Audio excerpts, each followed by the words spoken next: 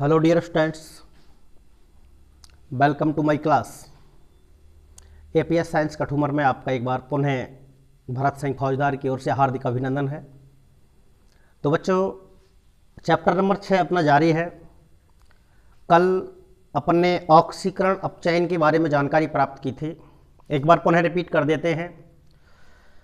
वह रासायनिक अभिक्रिया जिसमें किसी पदार्थ का ऑक्सीजन परमाणु से संयोग हो, ऋण विद्युतीय तत्व की वृद्धि हो, पदार्थ में से हाइड्रोजन की कमी हो या धन विद्युतीय तत्व की कमी हो, ऑक्सीकरण या उपचयन अभिक्रिया कहलाती है।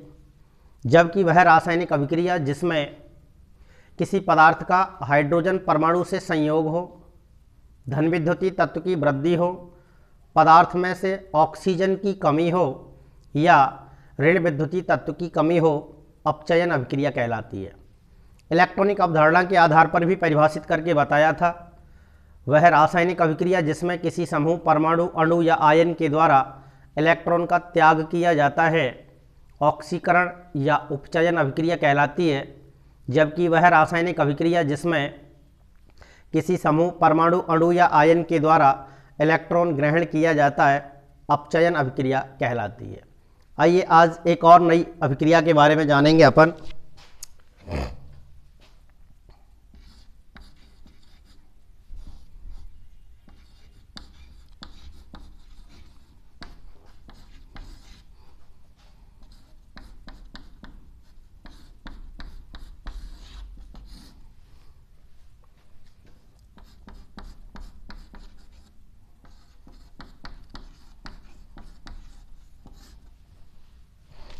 रेडॉक्स अभिक्रिया, रेडॉक्स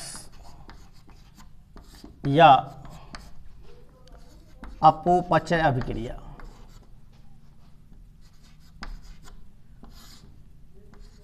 अपोपचय अभिक्रिया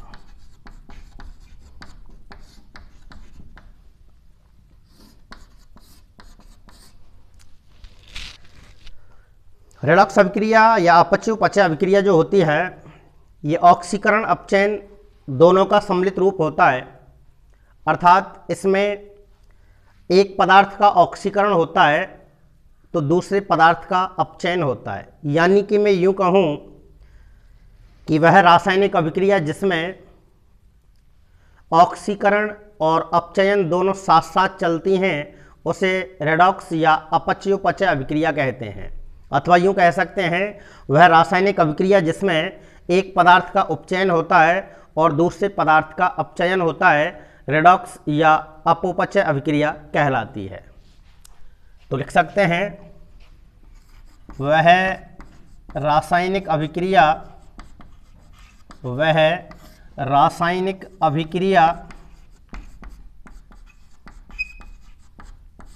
जिसमें अपचयन और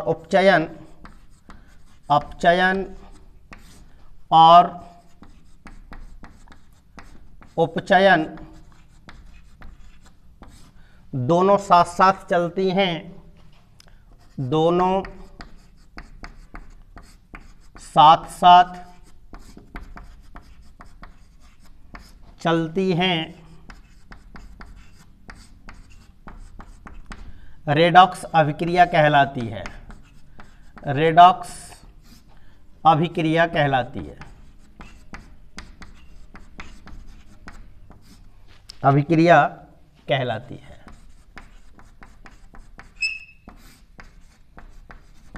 ओके, वह रासायनिक अभिक्रिया जिसमें अपचयन और उपचयन या ऑक्सीकरण दोनों साथ साथ चलती हैं, रेडॉक्स या अपोपचय अभिक्रिया कहलाती है। या ऐसे कह सकते हैं, वह रासायनिक अभिक्रिया जिसमें एक पदार्थ का उपचयन होता है और दूसरे पदार्थ का अपचयन होता है, क्या कहलाती है? वो रेडॉक्स या अपोपचय अभिक्रिया कहलाती है। फॉर एग्जाम्पल,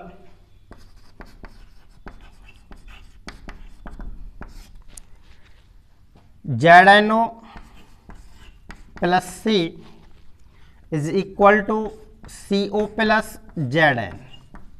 देखिए, अब इसमें आधा भाग अपचयन का है और आधा भाग उपचयन का है। तो यहाँ देखिए, ZnO बदला है किसमें, Zn में। तो देखिए ZnO से Zn पे ध्यान दीजिए आप, इसमें किसी चीज की कमी हुई है। ZnO में से देखिए क्या विलुप्त हुआ है, क्या हटा है। ZnO से क्या बनाया मैंने, Zn बनाया, तो किसकी कमी हुई, ऑक्सीजन की। जब ऑक्सीजन की कमी होती है तो वहां क्या होता है, कल बताया था मैंने, अपचयन होता है। ऑक्सीजन की कमी होना क्या कहलाता है, अपचयन कहलाता है। और ऑक्सीजन का जुड़ना यानी कि ऑक्सीजन का योग होना क्या कहलाता है बेटा, उपचयन कहलाता है, ऑक्सीकरण कहलाता है। तो ये भाग तो किसका हुआ, अपचयन का। और देखिए कार्बन से ऑक्सीजन संयुक्त हुआ है, तो इसको क्या कहेंगे अपन, उपचयन। इसमें योग हुआ है ऑक्सीजन का, तो ये क्या कहलाएगी, उपचयन। और इसमें से ऑक्सीजन की कमी हुई है तो क्या कहलाएगी, अपचयन। तो दोनों साथ साथ चली या नहीं चली।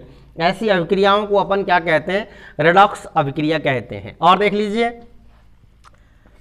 CuO plus H2 is equal to H2O plus Cu। यहां पे देखिए CuO से कॉपर, किसकी कमी हुई, ऑक्सीजन की। बोलो हुई या नहीं हुई, ऑक्सीजन की कमी होना क्या कहलाता है, अपचयन। और देखिए यहां पे ऑक्सीजन का योग हुआ, तो योग होना क्या कहलाता है, उपचयन। तो ऐसी अभिक्रियाओं को अपन क्या कहते हैं बेटा, रेडॉक्स या अपोपचय अभिक्रियाएं कहते हैं, जिनमें ऑक्सीकरण और अपचयन दोनों साथ साथ चलती हैं। या फिर ऐसे देख लीजिए। और एक और बात बताऊं मैं आपको, एक विस्थापन अभिक्रिया जो आपने पढ़ी थी, वहां क्या पढ़ा था आपने, कि वह रासायनिक अभिक्रिया जिसमें किसी यौगिक में उपस्थित किसी समूह परमाणु, अणु या आयन के स्थान पर कोई दूसरा समूह परमाणु, अणु या आयन आ जाए तो उसे विस्थापन कहते हैं। सेम वही काम यहाँ होता है। यहाँ इलेक्ट्रॉन का त्याग भी होता है और इलेक्ट्रॉन को ग्रहण भी किया जाता है। यानी कि अभिकारक में ये दोनों पदार्थ उपस्थित होते हैं। एक इलेक्ट्रॉन दाता अभिकारक होता है और एक इलेक्ट्रॉन ग्राही अभिकारक होता है। इन्हीं को ही ऑक्सीकारक और अपचायक पदार्थों के नाम से भी जानते हैं। आइए देखो, तो फिर विस्थापन अभिक्रिया भी एक रेडॉक्स अभिक्रिया हो सकती है। जैसे ये लिखा था आपने विस्थापन में, CuSO4 plus Zn is equal to ZnSO4 plus Cu। तो देखो इसमें से यहां देखिए आप, ये विद्युत ऋणी है, डबल चार्ज होता है माइनस का SO4 पे यानी कि सल्फेट पे। तो इसकी कमी हो गई कि नहीं हो गई इसमें से। जब इसकी कमी हुई तो ये भाग क्या कहलाएगा, अपचयन। और देखो इसमें यहाँ ये विद्युत ऋणी तत्व से क्या हुआ है, इसका संयोग हुआ है, तो इस भाग को क्या कहेंगे अपन, उपचयन कहेंगे। तो अपन कह सकते हैं कि एक विस्थापन अभिक्रिया रेडॉक्स अभिक्रिया भी हो सकती है। ठीक है। अब यदि आपसे पूछ लिया जाए कि कोई सी अभिक्रिया दे दे इनमें से और कहे कि ऑक्सीकारक और अपचायक पदार्थों की पहचान कीजिए, तो आइए अब जानते हैं ऑक्सीकारक और अपचायक पदार्थों से आपका यानी कि हमारा क्या मतलब है। तो पहले इनकी परिभाषा देखेंगे, ऑक्सीकारक और अपचायक पदार्थों से क्या तात्पर्य होना चाहिए।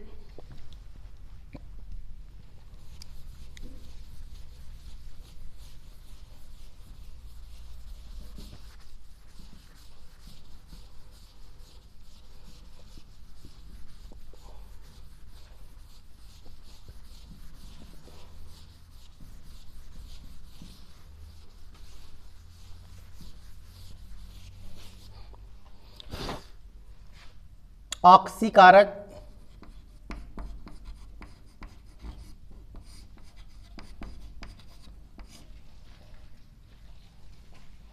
तथा अपचायक पदार्थ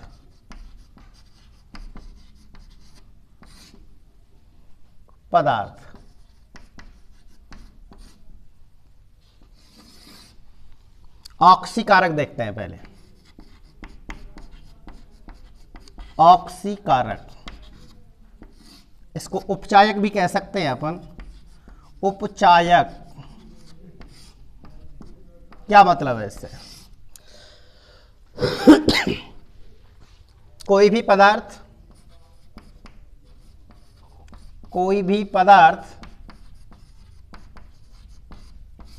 जो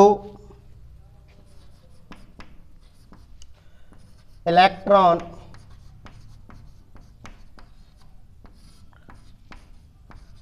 ग्रहण करता है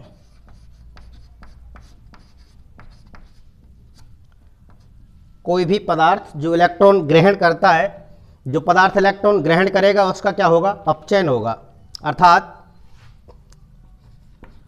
अर्थात जिसका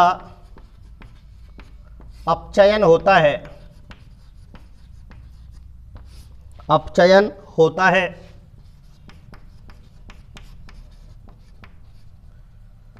ऑक्सीकारक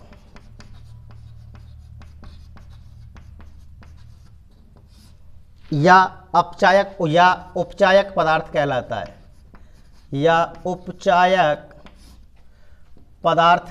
है,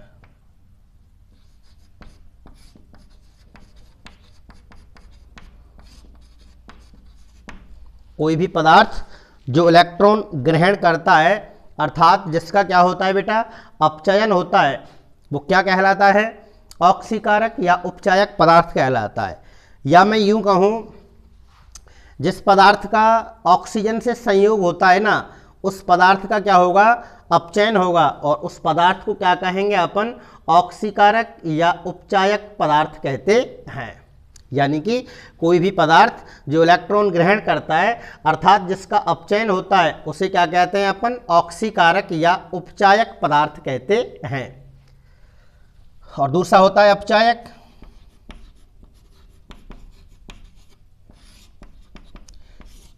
अपचायक से क्या मतलब है? कोई भी पदार्थ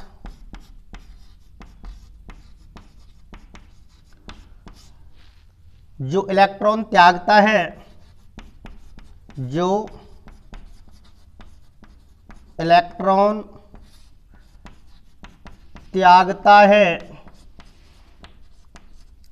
कोई भी पदार्थ जो इलेक्ट्रॉन त्यागता है अर्थात जिसका ऑक्सीकरण होता है, ऑक्सीकरण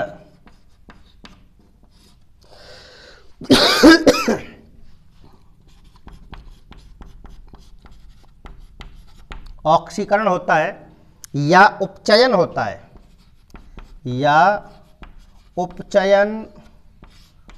है, अपचायक कहलाता है।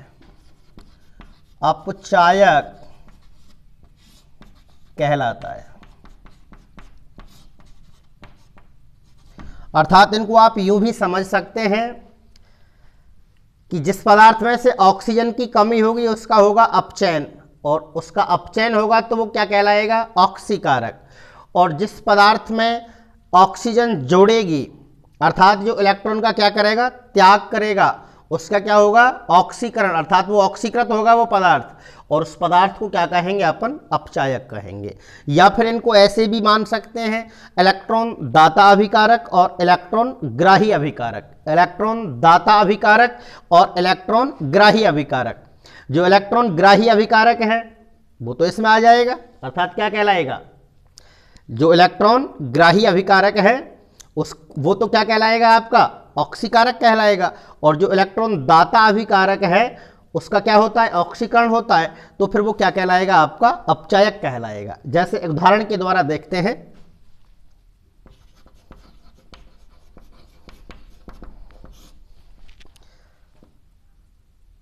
ZnO + C = CO + Zn। एक बार ये रिएक्शन आई थी और पूछा था यह किस प्रकार की अभिक्रिया है।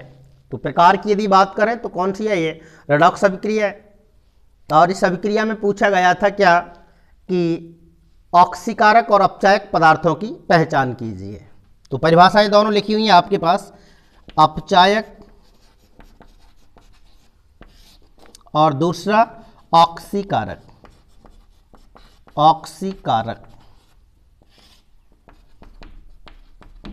तो देखो अपचायक का लिख रहा है आपके पास कि कोई भी पदार्थ जो इलेक्ट्रॉन त्यागता है अर्थात जिसका ऑक्सीकरण होता है। तो देखो बेटा ऑक्सीकरण किसका हो रहा है, इसमें कार्बन का हो रहा है। बोलो हो रहा है कि नहीं हो रहा है? यानी कि ऑक्सीजन किससे जुड़ी है, कार्बन से जुड़ी है कि नहीं जुड़ी है? तो कार्बन का ऑक्सीकरण हुआ है कि नहीं हुआ?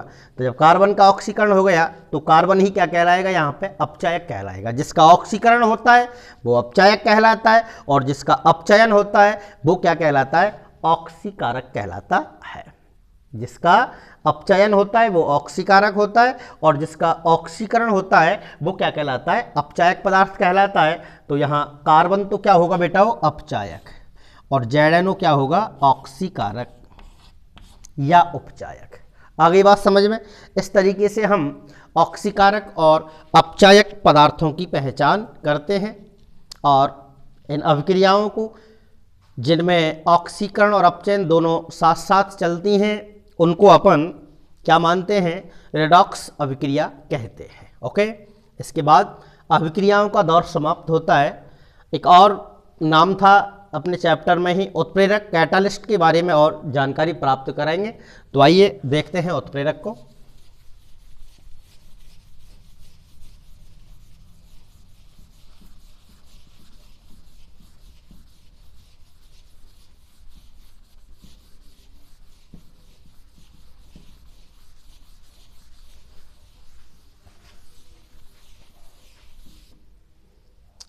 उत्प्रेरक या कैटालिस्ट।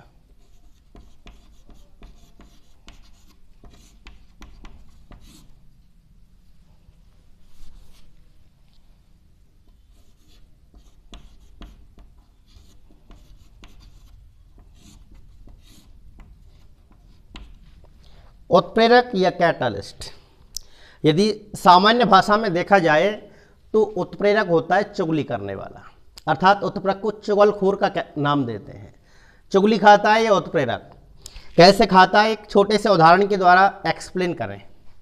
मान के चलिए ए और बी ये दो सगे भाई हैं, ए और बी दो सगे भाई हैं और एक पदार्थ लिया मैंने बीच में सी, ठीक है ना, यानी कि तीन व्यक्ति हैं अलग अलग, ए बी और सी।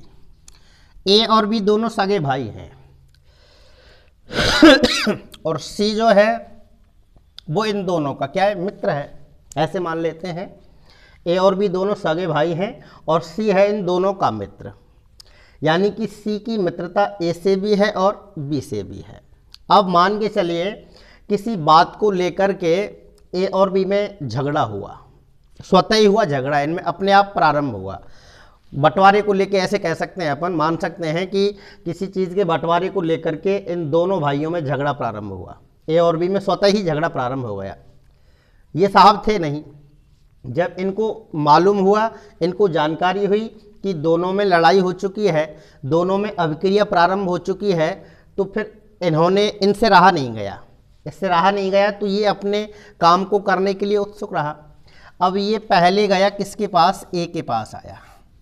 सी किसके पास आ गया, ए के पास, ठीक है। अच्छा, सी ने ए से क्या कहा, ए से बी के लिए बोला इससे, यानी कि पूरे तरीके से भड़काया सी ने कि तेरा भाई ऐसे कह रहा था कि तुझको मार दूंगा, ये कर दूंगा, वो कर दूंगा और बच के रहना, ये करके, यानी कि पूरे तरीके से और बढ़ा चढ़ा करके ए से कह दिया। ओके, अब रुका ए के पास भी नहीं, तुरंत यहाँ से सीधा चला बैक, और बैक आकर के फिर किसके पास पहुँच गया, बी के पास पहुँच गया।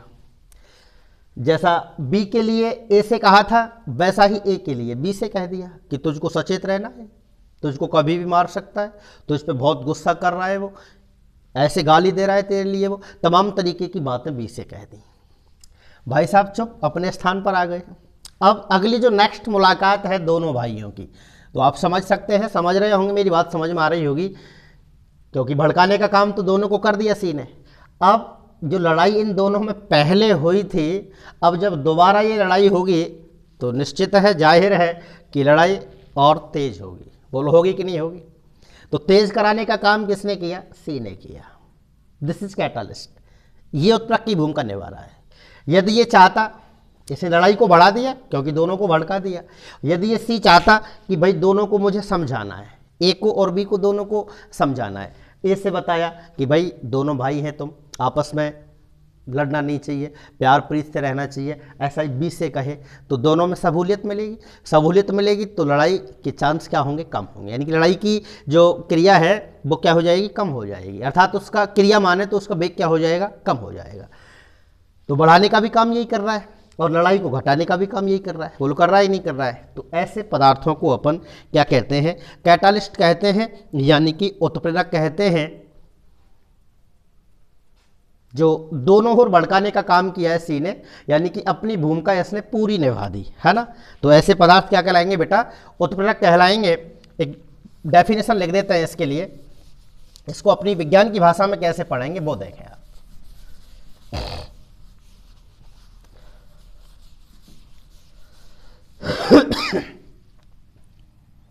किसी रासायनिक अभिक्रिया में,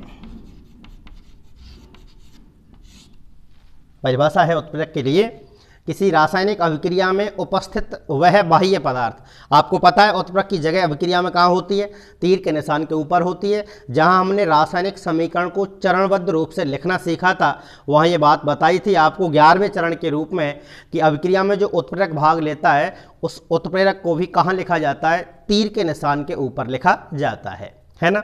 तो ऐसे कहेंगे, किसी रासायनिक अभिक्रिया में उपस्थित वह बाह्य पदार्थ जो स्वयं अपरिवर्तित रहते हुए रासायनिक अभिक्रिया के वेग को परिवर्तित कर देता है, उत्प्रेरक कहलाता है। किसी रासायनिक अभिक्रिया में उपस्थित वह बाह्य पदार्थ जो स्वयं अपरिवर्तित रहते हुए रासायनिक अभिक्रिया के वेग को परिवर्तित कर देता है, उत्प्रेरक कहलाता है। उत्प्रेरक सहित संपूर्ण प्रक्रिया क्या कहलाती है, उत्प्रेरण कहलाती है। उत्प्रेरक सहित संपूर्ण प्रक्रिया को क्या कहते हैं बेटा, उत्प्रेरण कहते हैं। तो आइए लिख देता हूं मैं, किसी रासायनिक अभिक्रिया में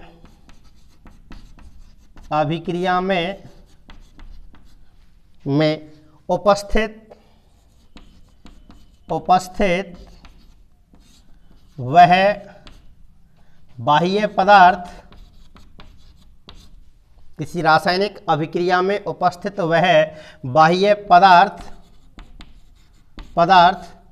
जो स्वयं या खुद अपरिवर्तित रहते हुए, किसी रासायनिक अभिक्रिया में उपस्थित वह बाह्य पदार्थ जो खुद या स्वयं अपरिवर्तित रहते हुए,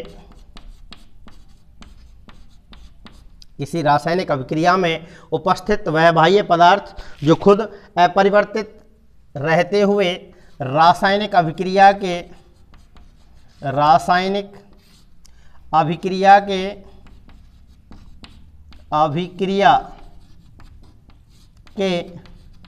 वेग को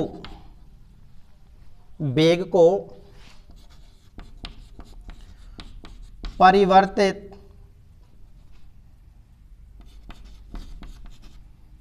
कर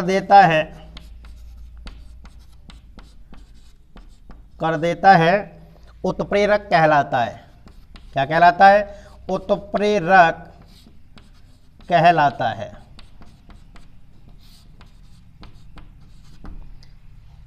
एक बात और बताई थी मैंने, उत्प्रेरक सहित संपूर्ण प्रक्रिया क्या कहलाती है बेटा, उत्प्रेरण कहलाती है। चलो लिख देते हैं इसको भी, उत्प्रेरक सहित संपूर्ण प्रक्रिया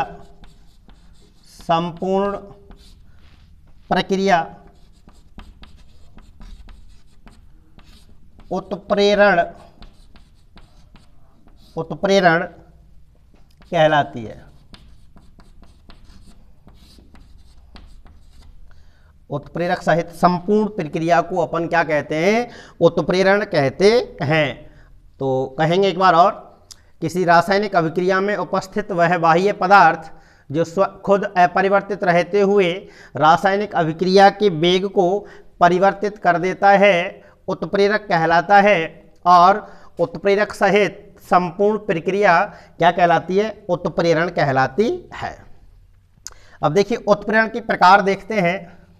भौतिक अवस्था के आधार पर, भौतिक अवस्था के आधार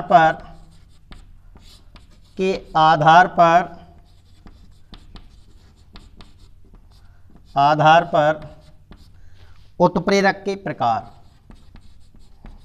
उत्प्रेरक के प्रकार।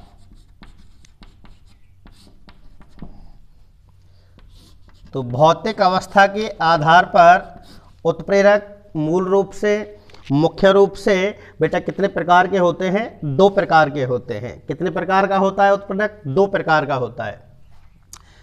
कौन कौन से हैं? एक है समांगी उत्प्रेरक, समांगी उत्प्रेरण, सॉरी उत्प्रेरक नहीं उत्प्रेरण, समांगी उत्प्रेरण, और दूसरे को कहते हैं बेटा विषमांगी उत्प्रेरण, विषमांगी उत्प्रेरण। ठीक है, जैसा कि नाम से पता चल रहा है आपको, समांगी, सम प्लस अंगी, अंगी माने अवयव, सम माने समान, ऐसे विषम माने क्या होगा? अलग अलग होगा। तो जब किसी रासायनिक अभिक्रिया में, इसके लिए लिख रहा हूं मैं, जब किसी रासायनिक अभिक्रिया में, रासायनिक अभिक्रिया में, अभिक्रिया में अभिकारक, अभिकारक कौमा उत्प्रेरक तथा उत्पाद, तथा उत्पाद तीनों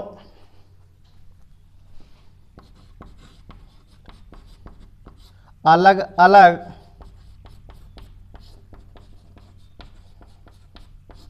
भौतिक प्रावस्थाओं में पाए जाते हैं, अलग अलग भौतिक प्रावस्थाओं में या अलग अलग भौतिक अवस्थाओं में, अवस्थाओं में पाए जाते हैं,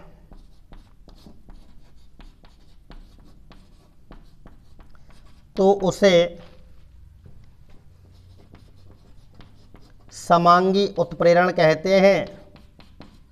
समांगी उत्प्रेरण कहते हैं तथा उत्प्रेरक समांग उत्प्रेरक कहलाता है, समांग उत्प्रेरक कहलाता है, उत्प्रेरक कहलाता है। क्लियर है बात?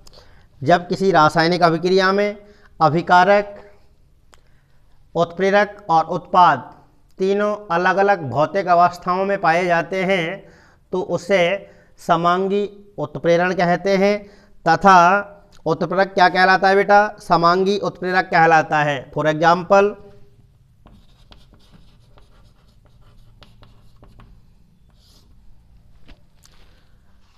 यदि समान अवस्था होगी, अलग अलग अवस्थाओं में पाए जाएंगे, सॉरी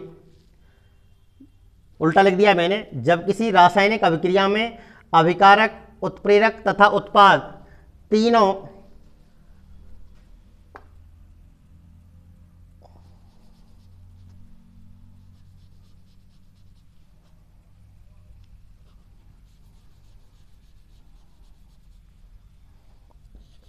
एक ही भौतिक अवस्था में पाए जाते हैं,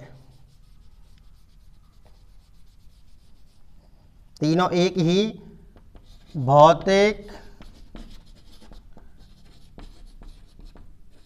अवस्था में पाए जाते हैं तो उसे समांगी उत्प्रेरण कहते हैं तथा उत्प्रेरक समांग उत्प्रेरक कहलाता है। जब किसी रासायनिक अभिक्रिया में अभिकारक, उत्प्रेरक तथा उत्पाद तीनों एक समान भौतिक अवस्था में या भौतिक प्रावस्था में पाए जाते हैं तो उसे क्या कहते हैं अपन, समांगी उत्प्रेरण कहते हैं। तथा उत्प्रेरक समांग उत्प्रेरक कहलाता है। जैसे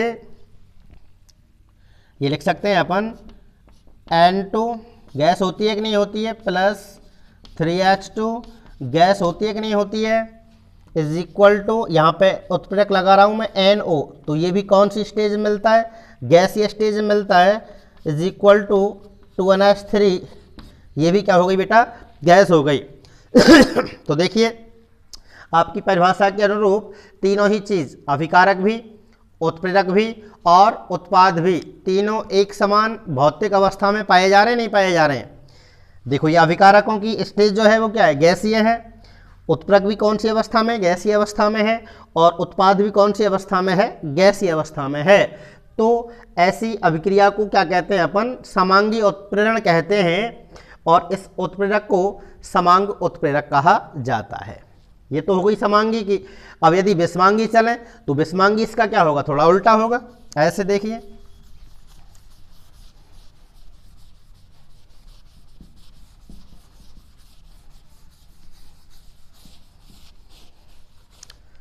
जब किसी विषमांगी के लिए चल रहे हैं, जब किसी रासायनिक अभिक्रिया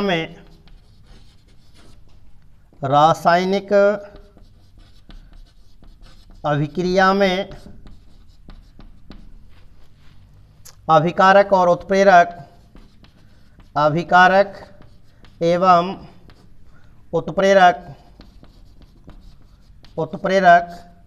अलग अलग